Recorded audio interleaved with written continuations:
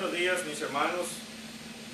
En esta mañana vamos a estudiar un tema que tal vez nosotros ya lo sabemos.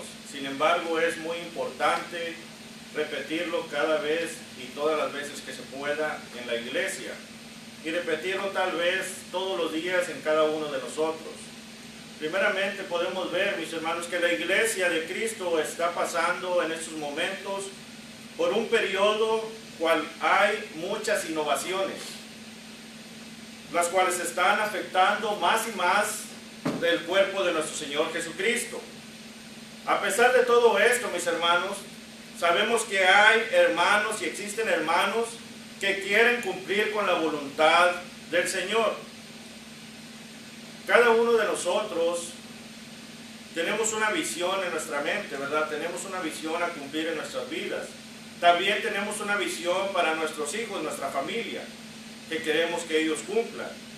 Pero en esta mañana me gustaría que me acompañaran a entrar al tema de hoy. ¿Cuál es? La visión de la iglesia. Primeramente, quisiera que nos pusiéramos una pregunta en nuestras mentes en esta mañana. ¿Cuál es la visión de la iglesia? ¿Cuál es la visión de la iglesia? Bueno, déjenme decirle que ya Cristo nos dejó dicho por medio de las Escrituras cuál debe de ser nuestra visión como cristianos. Si gustan acompañarme, mis hermanos, ahí a Mateo capítulo 28, versículos 18 al 20, vemos cómo es la gran comisión que nuestro Señor Jesucristo estableció a los apóstoles. Pero también esa gran comisión debe de ser la visión de nosotros como iglesia. Debe ser nuestra visión para seguir adelante.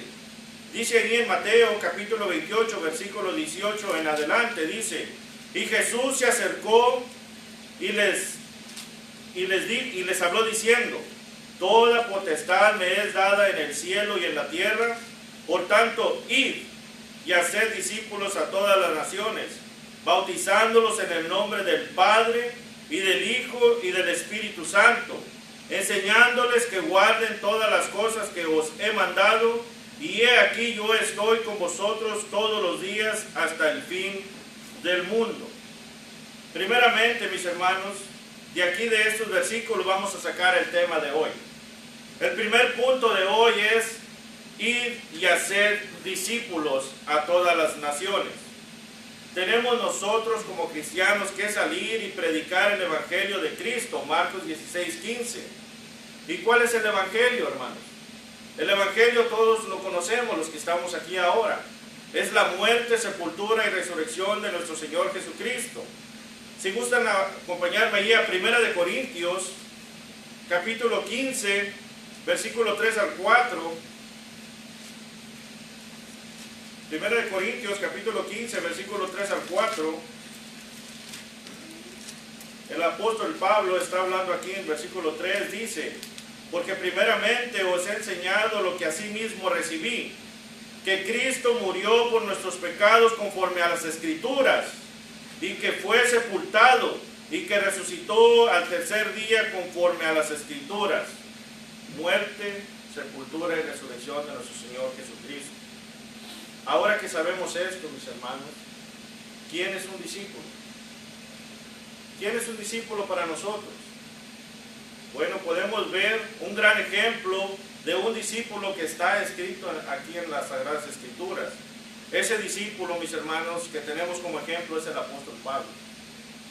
El apóstol Pablo, con sus propias palabras, nos dice: porque para mí el vivir es Cristo y el morir es ganancia, Filipenses 1:21. ¿Cuántos de nosotros realmente somos discípulos de Cristo? ¿Cuántos de nosotros realmente hemos salido a buscar discípulos para Cristo? Y no estoy hablando nada más, mis hermanos, en horarios de campañas, a tocar puertas. No estoy hablando nada más cuando nos vamos a juntar en la congregación todos los hermanos, sino un vivir. Dice aquí Pablo: para mí el vivir es Cristo. El vivir es Cristo quiere decir que nosotros tenemos que buscar discípulos en todas partes, donde quiera que andemos. Tenemos que predicar el Evangelio de nuestro Señor Jesucristo. Ese es el empezar la visión de la iglesia. ¿Cuántos de nosotros, mis hermanos, podemos decir que somos discípulos de Cristo? Tenemos que ponernos esto en mente. Tenemos que tomar el ejemplo del apóstol Pablo. ¿Cuántos de nosotros estamos cumpliendo con este mandamiento de ir y predicar el Evangelio? ¿Cuántos de nosotros tenemos la misma visión de Cristo, la misma visión del apóstol Pablo? Aquí, mis hermanos, no vemos que dice que ir y predicar el Evangelio nada más en el púlpito. Ir y predicar el Evangelio nada más a los hermanos. Esa no es la misión, esa no es la visión de Cristo. Esa no es la visión de Dios. Ese no es el establecimiento que se ha puesto en las Escrituras. Tenemos que salir y predicar el Evangelio. Tenemos que buscar más almas para el Señor.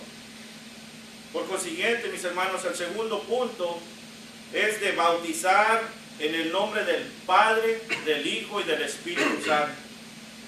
¿Pero qué es el bautismo?